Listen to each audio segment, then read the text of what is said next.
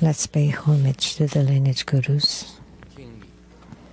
Homage to the Venerable Monk Liao Ming. Homage to Master Sakya Tsang Kong. Homage to His Holiness the 16th Karmapa. And homage to Master Thupten Dorji.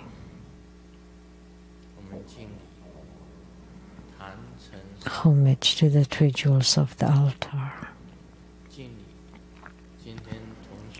Homage to the main deity of the group practice this evening, Chundi Buddha Mother.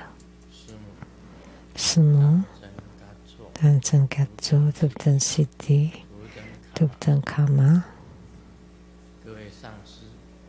all Dharma masters, Dharma lecturers, Dharma teachers, Dharma instructors, Dharma teaching assistants, all disciples present here and over the internet. Good evening, everyone. How do you do?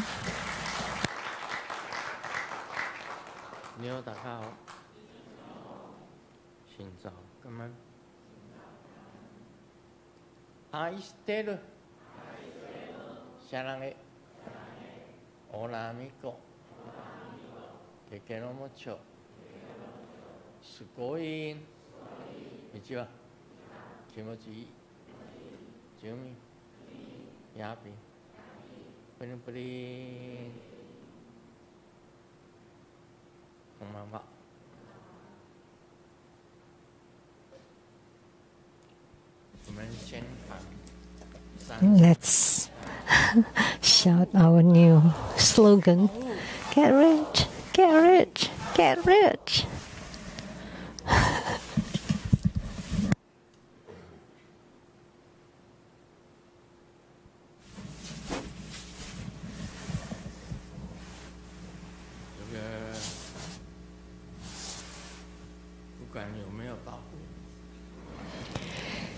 Whether we get rich or not, by shouting it, there is hope.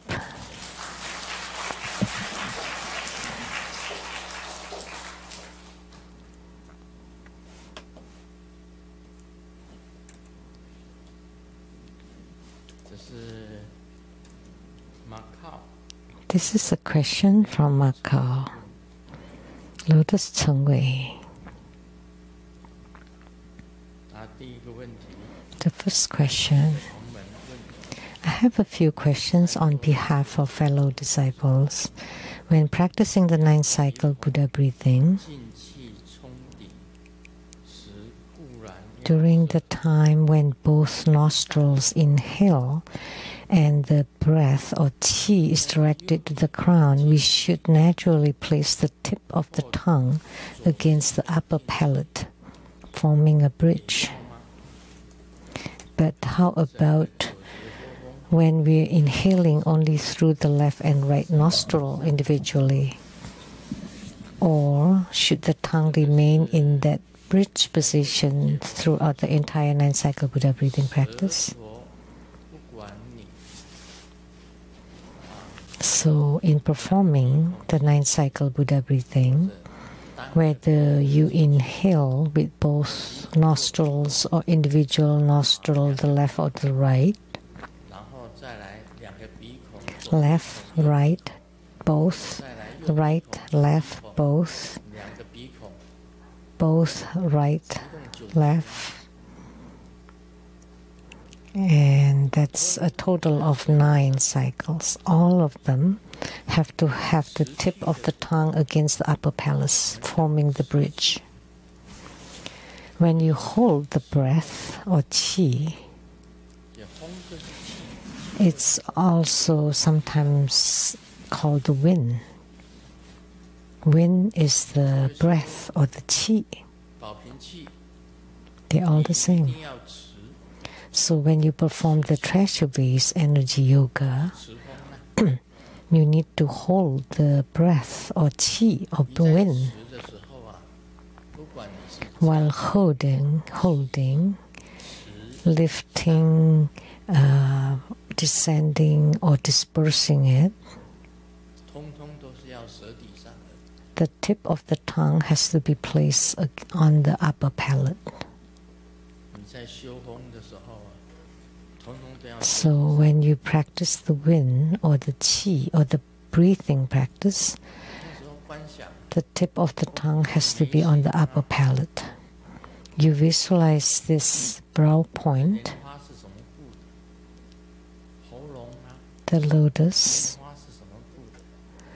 belonging to which division, and on the throat chakra, the lotus belonging to which division, the heart chakra, the navel chakra, and the secret chakra. Lotuses, they're all specified in the visualization. And then visualize the three channels, the central channel, the left and the right channels, and where they are connected and where they are separate.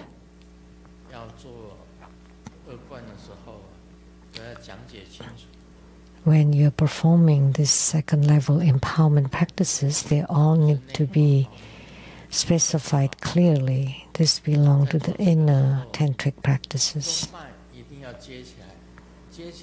So in performing this, the central channel has to be connected. Therefore, the tip of the tongue has to be on the upper palate. If you don't do that, then the central channel will break right here.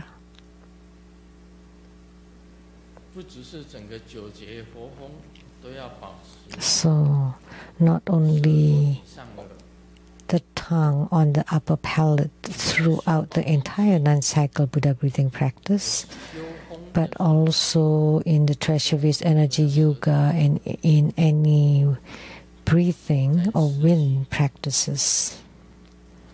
When holding the qi, when descending the qi, when lifting the qi, when dispersing the qi, all needs the tongue to be on the upper palate. Second question. While watching Lighting the Lamp of Your Heart, episode 103, at minute 20 and 33 seconds, I saw Grandmaster at the Hualien Stone Sculpture Art Museum immobilize a mosquito. It did not move at all, truly. Only when Grandmaster flicked your fingers to signal the end did the mosquito's legs start moving, and then it flew away. What was the reason behind it? Could Grandmaster tell us? I'm really curious. Did it happen? Lighting the Lamp of Your Heart, episode 103, minute 20, 33 seconds. Grandmaster at the Hualien Stone Sculpture Art Museum immobilized a mosquito.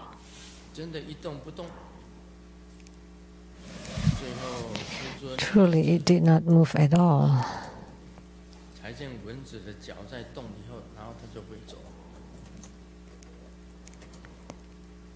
So only after flicking the fingers, the mosquito moved and flew away. Because the mosquitoes are good friends with Grandmaster. So I asked it to be fixated. And when I say you can go away, then it went away. That's all. So that it listened. Else I am most scared of mosquitoes.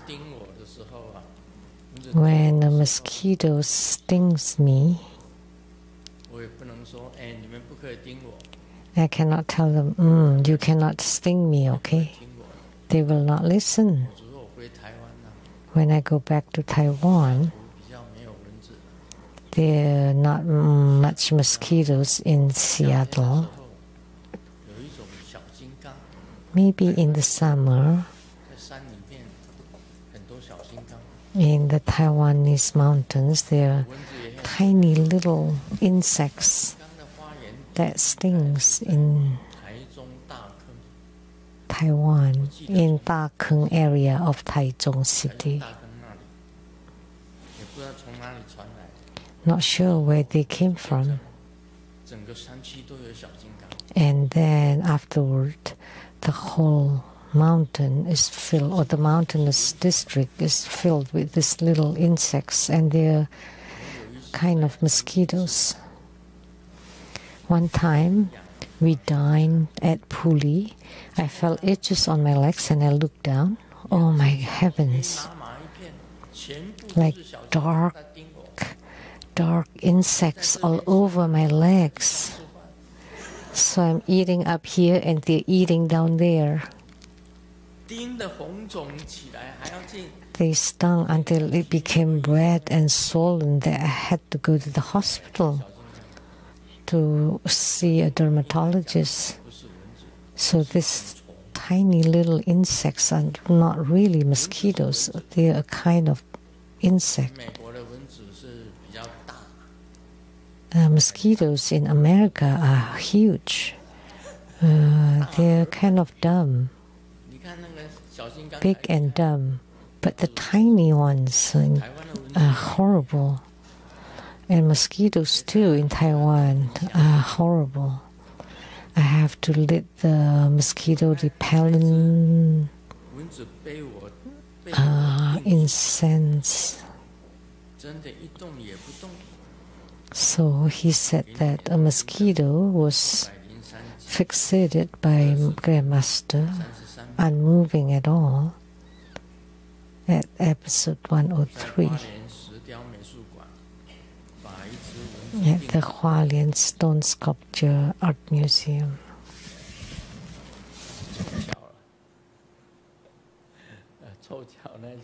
That must be coincidental.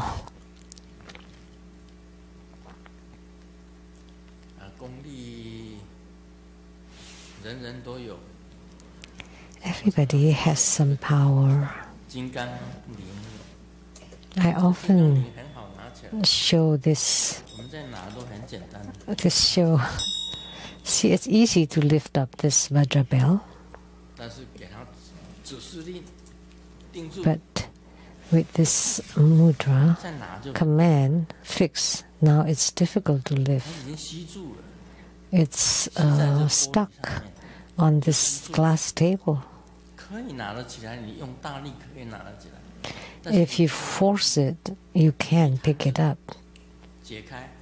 With the snap of the fingers open, then you can pick it up really lightly, easily. That's strange. Now place it here. Fix it there.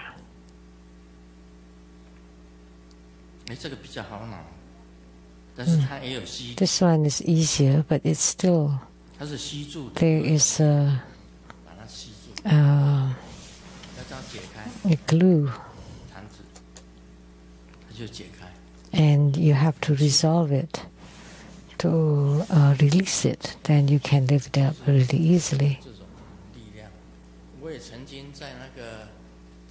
There is such a power. In the restaurant, I showed that too. A little cup of wine.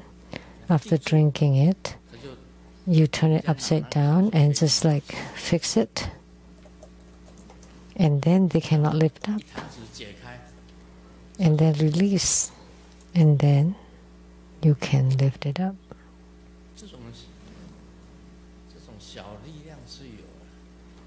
This tiny little power is there, but maybe not great power.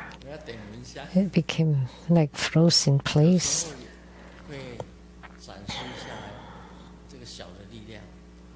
Sometimes I just show this little power, but everything, not just the Vajra bell, like the drum too.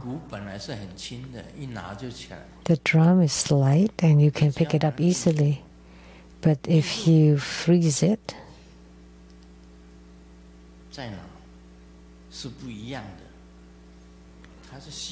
it feels different. It seems to be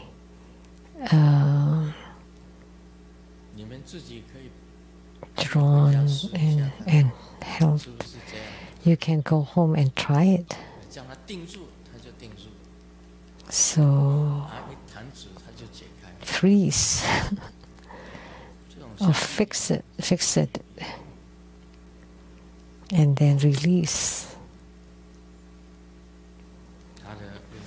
So that's his question.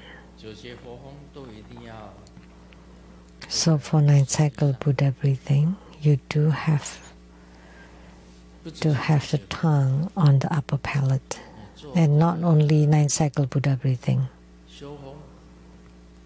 but any breathing practice, qi practices, channel and light drop practices all need the tongue on the upper palate to signify, to ensure that the central channel is straight and connected. And to disperse the qi, you need to push the qi to the crown.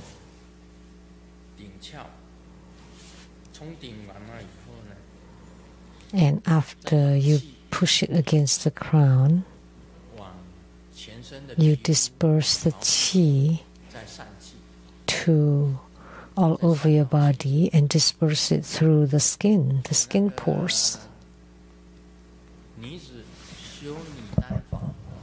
When the woman practiced the lady Dan, after lifting the blood, they need to transform the blood into qi and then disperse the qi to all the channels and meridians all over the body and the skin.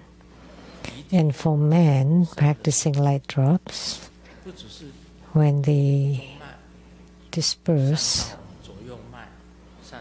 not only in the central channel, left and right channel, but all over the body, all the channels in the body and the skin. If you have attainment in this practice, generally speaking, in Tibet, in ancient time, they don't necessarily have bridges across the river. So if they needed to cross the river, you hold the breath. And if you can hold the breath, like through Treasury's energy, yoga, then you go under the river to cross it. But if you don't hold the breath, then you're just an ordinary person, and the raging river can drown you, push you away.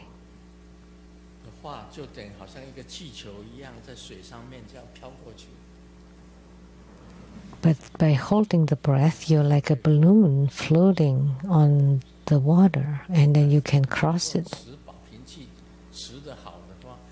If you can hold the Treasury's energy really well, then you're like a balloon, and you can float on the surface of the river to cross the river. That's the capable master. But otherwise, you're just an ordinary person crossing the river, and if the stream is raging and the feet cannot reach the bottom, then you would swallow water and being carried away.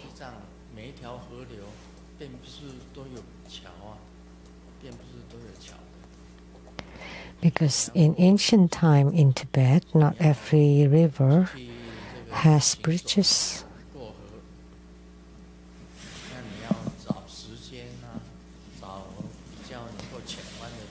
So in crossing the river, you have to find the right place, rather calm place, and then holding the breath.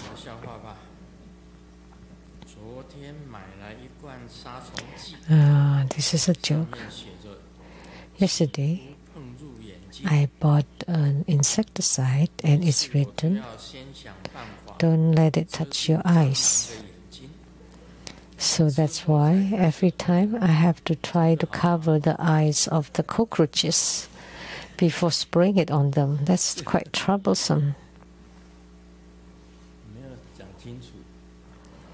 So that's actually to cover the eyes of the sprayer. There is a beggar on the street begging, and recently next to the beggar there's another bowl but without a person. So Xiaoming was curious and asked the beggar, "Why did you put two bowls?" And the beggar smiled and said, "I don't know. I had really good business recently, so I opened a branch."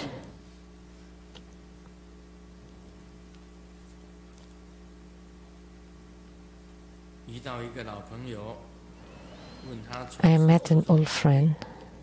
"So what do you do now?" And the friend said,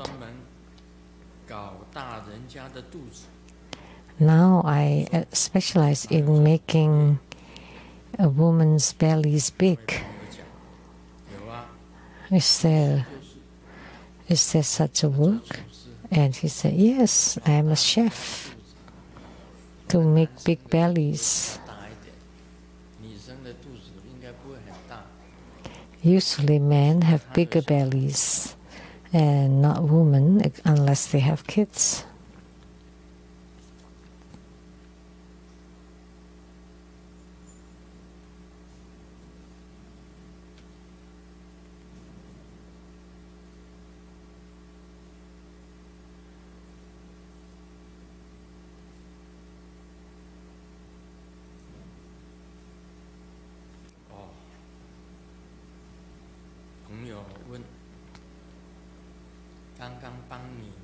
A friend asks,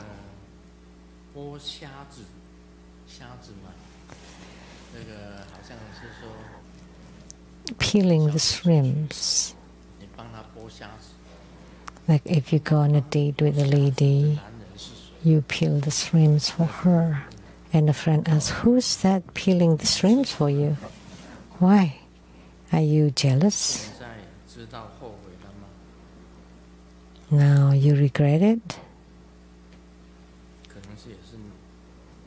Maybe they're both women.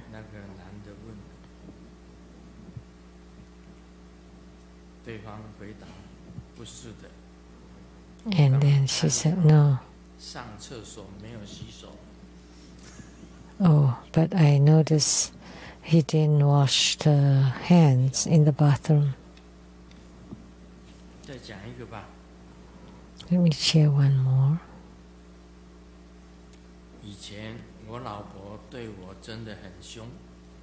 In the past, my wife was very fierce toward me. So I asked her to learn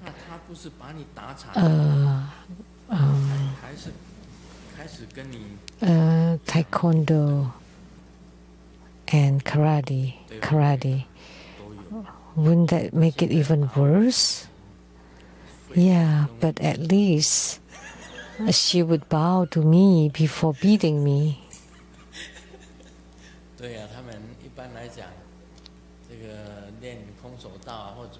So, like before you fight in a karate or taekwondo, you always bow to each other. So before the wife beats the husband, she would also bow to the husband.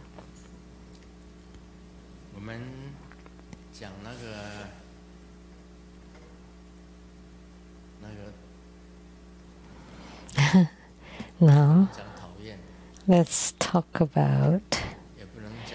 discuss I cannot say it's the long-winded, the boring, huh? Let's discuss the Surangama Sutra. Truly, it's quite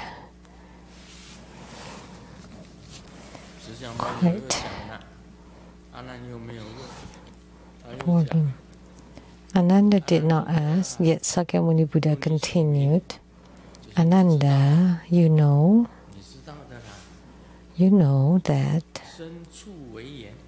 the body and touch are conditions for the arising of body consciousness, the consciousness of the body.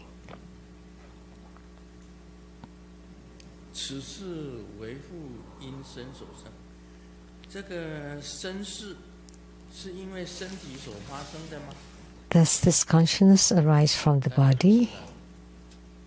Of course not. The body does not produce the body consciousness by itself. It needs to come into contact with external objects in order to produce the body consciousness.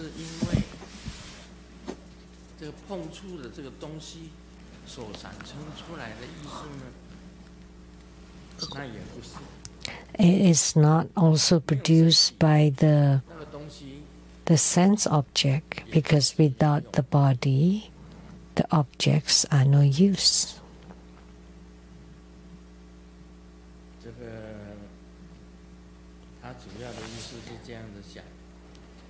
The key meaning is our human body and the objects we come into contact with and the arising of the body consciousness, these three sense fields are interconnected.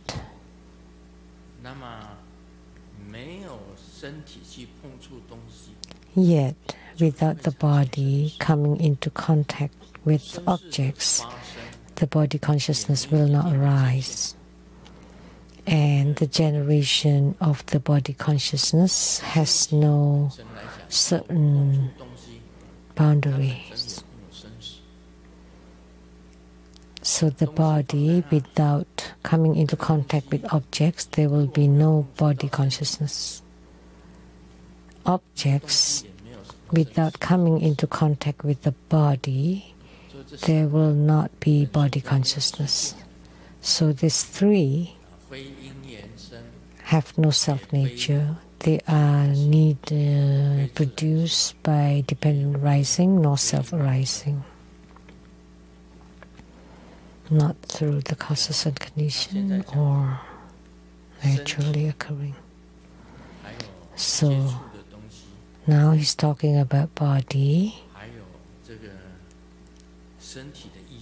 The contact objects and the body consciousness are interconnected.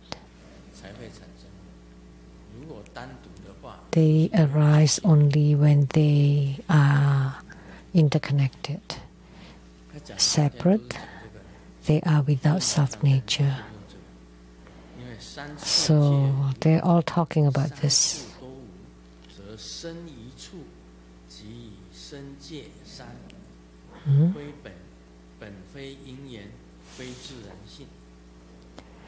Therefore, you should understand that while body consciousness seems to arise dependent on the body and touch, all three are ultimately false and illusory. They are produced neither due to dependent rising or self-rising.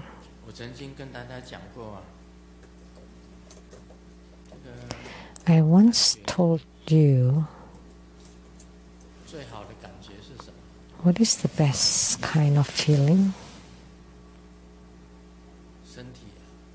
of the body?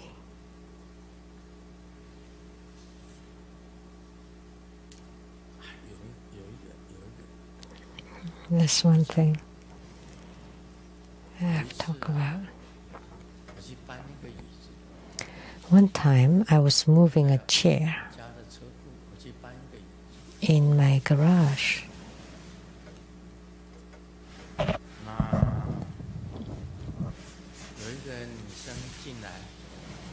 There's a woman coming in wanting to get that chair.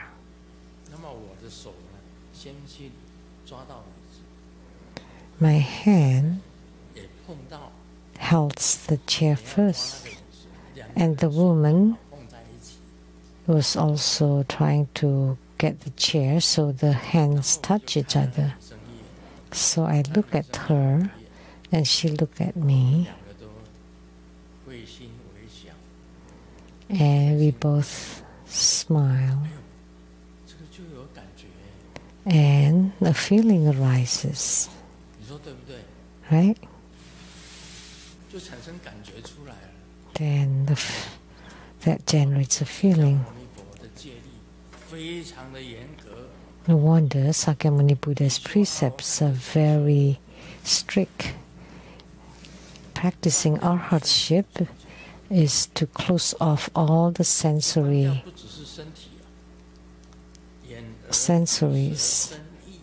not just the body, but the eyes, ears, nose, tongue, body, and mind. They are called the 6 thieves that have to be closed off. And remember, there was a venerable in Taiwan who abide by this precept. To practice arhatship first, you have to close off your eyes. If your eyes are closed off, there's a woman walking by, you cannot look at her. You have to look to the ground.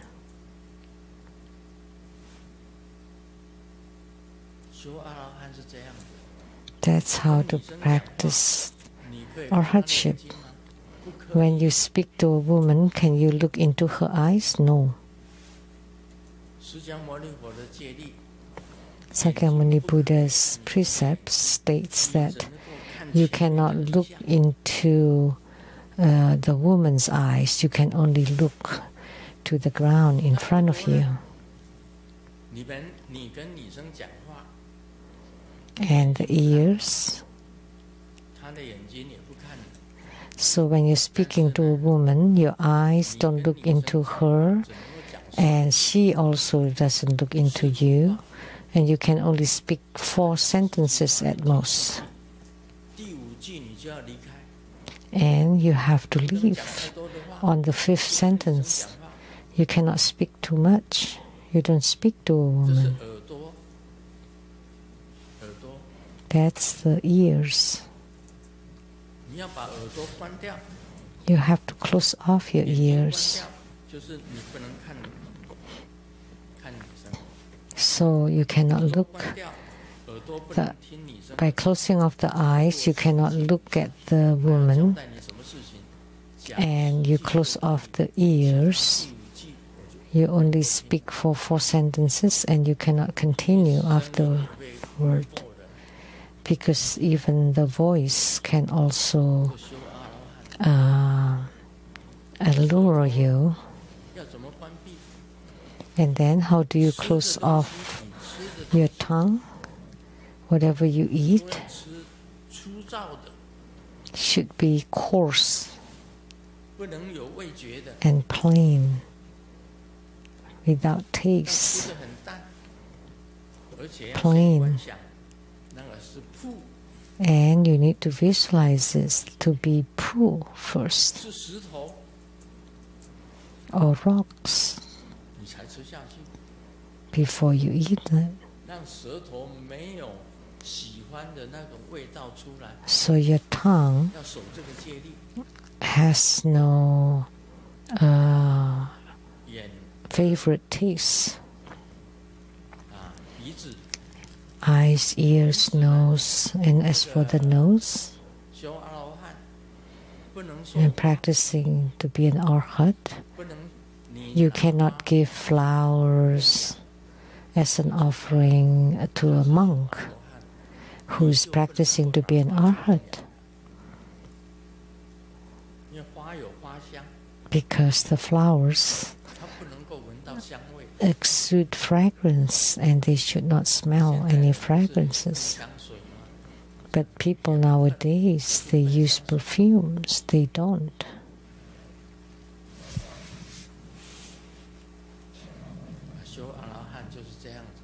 That's how it is when you practice arhatship.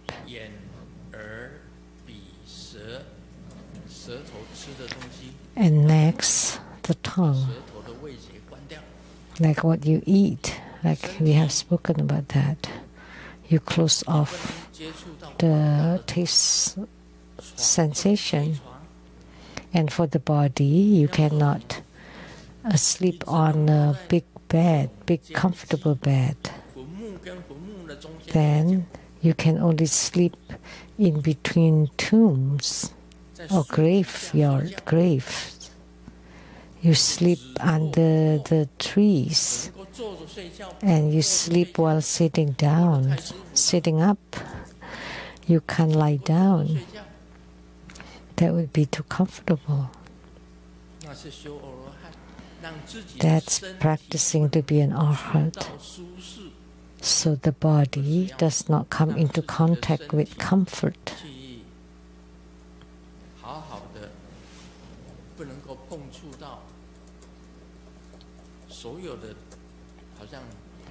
So the bodies, the eyes don't see any forms, the ears don't hear any nice sounds, the nose doesn't smell fragrances, the tongue doesn't taste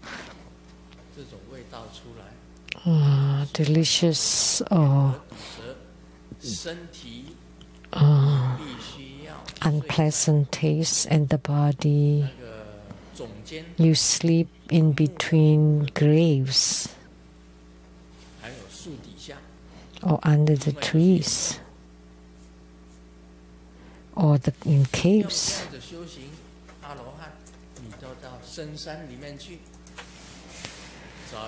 So if you want to practice to become an arhat, you go deep into the mountains, finding a cave and practice. Then all the six senses, the eyes, ears, nose, tongue, body and mind, are all closed off. So that's Sakyamuni Buddha's precepts, very strict. You can't see women.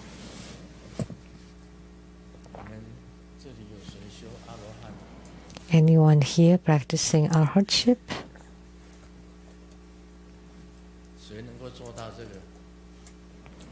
Anybody can do that? But Vimalakirti did not believe that's the right way. Because what's mentioned in the Vimalakirti Sutra is about the Mahayana Bodhisattvas.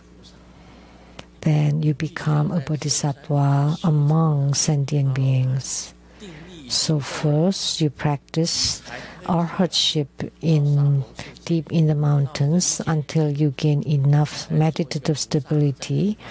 Then you come among the worldly beings to sentient beings, to deliver sentient beings. So first you cannot look into their eyes because you will be electrified.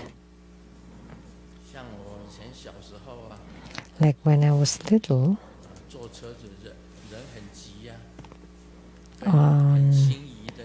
on a car that's very full, and then when the knees touching each other, oh my gosh.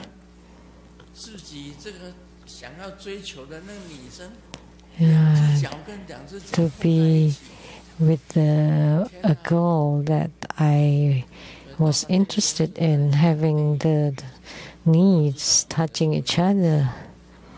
And we went to the power company's outing, watching movie. I only knew who played in it, but I could not pay attention to the movie because I was engrossed in that feeling of the knees touching each other, all numb. See, I was trying to hold the chair, and the woman was also trying to hold the chair, and then hands touching each other, and they become numb. Oh my gosh. Not just the hands, the hearts are numb too, are tingling too, and the other person too. So there's a connection there.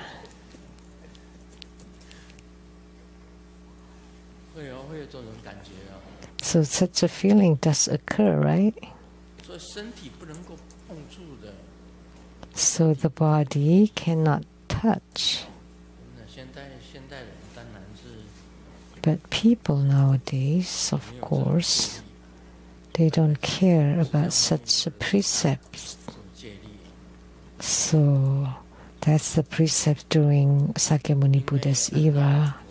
Incredible. Because according to what the Buddha says, in the heavens, with just one gaze, the goddess would have a child, would bear a child already just by looking into each other. What happened? Sure. Like if two people are smiling at each other, they would give birth to a child without contact, just smiling, and they bear a child. Have you ever heard that? That in heavens, by smiling, you can have a child, let alone hugging. Just by hugging, you would have a child. Holding hands, you would have a child. Truly. And when I was little, that's what I thought. I was holding a girl's hand, she would have a child. In kindergarten, with Ling Yen Yi, we held hands. And Ling Yen Yi said, "What should we do if we have a child?" And I said, "It's okay, don't worry. We would be in kindergarten together."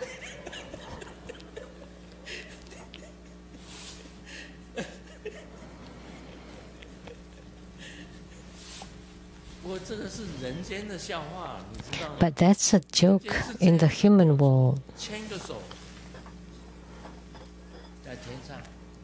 But in heavens, holding hands would give birth to a child. By a gaze, a smile, a hand holding would give birth to a baby, let alone hugging.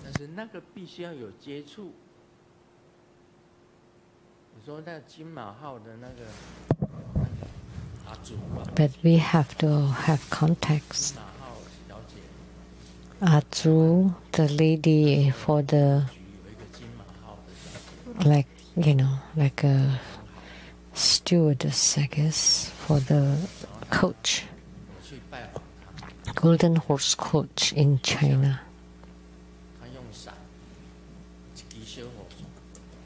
So one time we were walking under the umbrella from her house to the train station. Like today, raining, and we're walking together in the rain.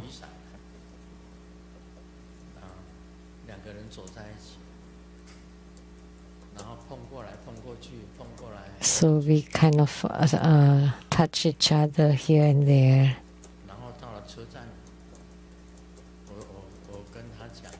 So when we got to the station, I told her, "Let's go back to your house, okay?" And she said, "But aren't you going home on the bus?" But I said, I felt really good walking together with you, so I want to walk back and forth. And she thought I was mad. I was crazy, but she agreed.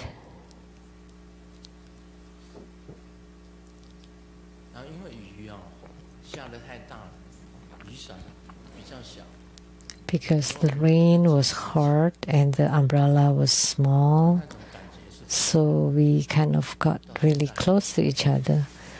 So such a feeling was different that I am still nostalgic about. I still remember it until now.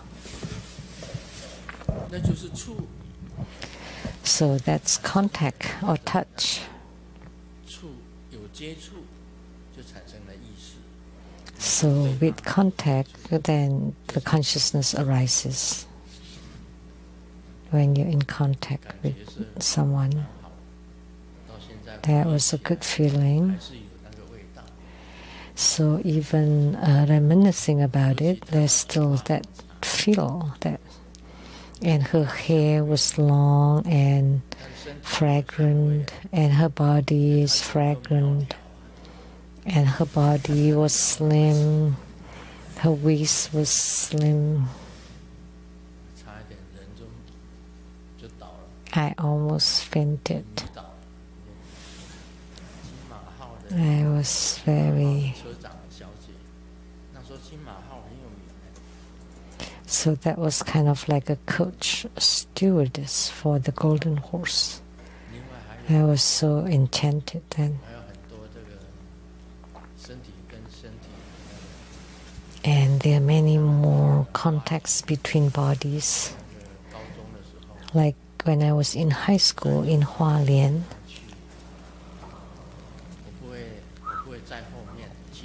I took her on my bike. She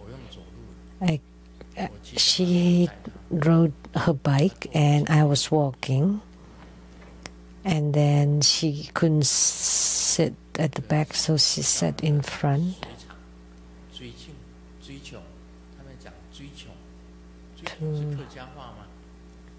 to the watershed, I think.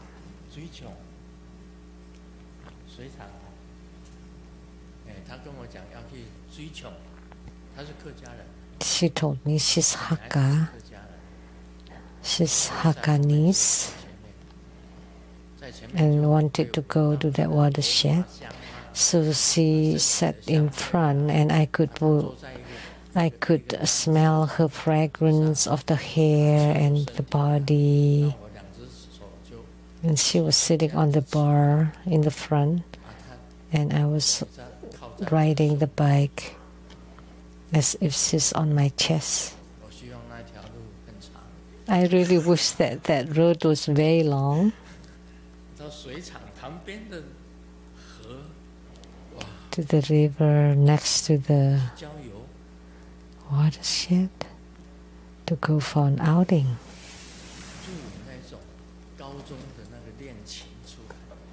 So that's a romantic date in the high school. And then later on she said she wanted to marry me. I wanted to marry her, but I was a high school student. I slept inside the closet. My bedroom was a closet. How could I marry her and bring her home?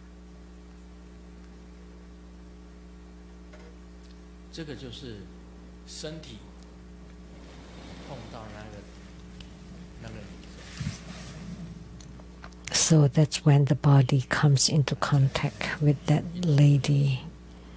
It generates a kind of consciousness of contact. And that consciousness, until now I'm writing my book number 308, which is about my romantic loves of the past, all of them one by one, not missing any, writing them all. The past, not, there's none. The present ones cannot be read. There are none now.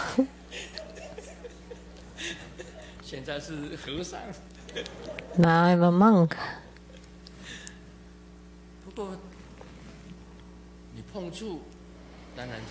However, by touching, of course, there is a feeling. So that's the consciousness of contact. Your body and others' body touching each other would generate a consciousness. They're actually independent. Your body is your body, their body is their body. Without contact, then the contact consciousness will not arise. And these three sense fields are independent of each other without self-nature.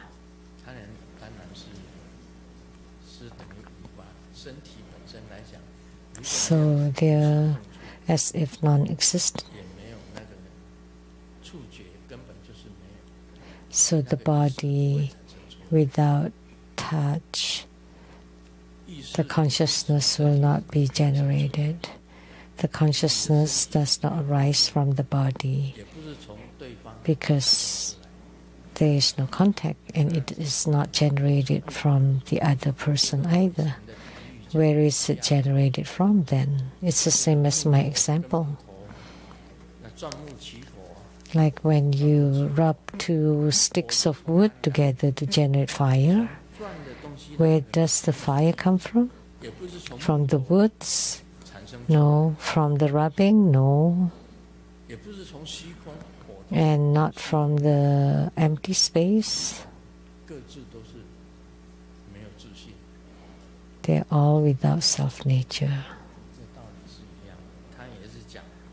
They are devoid of inherent nature. The same concept. So an independent body and another body without contact are without self-nature. So that's mentioned by Sakyamuni Buddha in the sutra as well.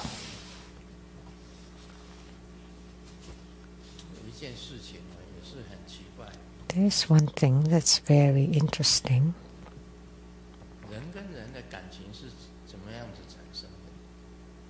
So how does feeling towards each other generated?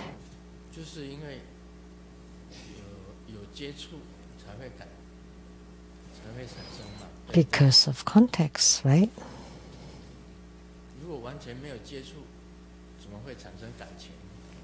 If you are not in contact with each other, how could you have a feeling toward each other?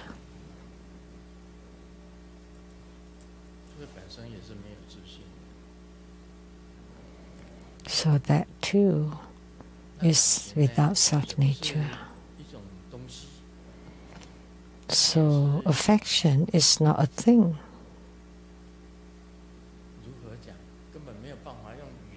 How can you describe it with words? Impossible.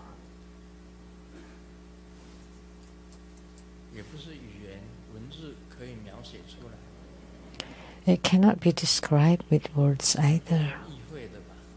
It can only be experienced. Is that right?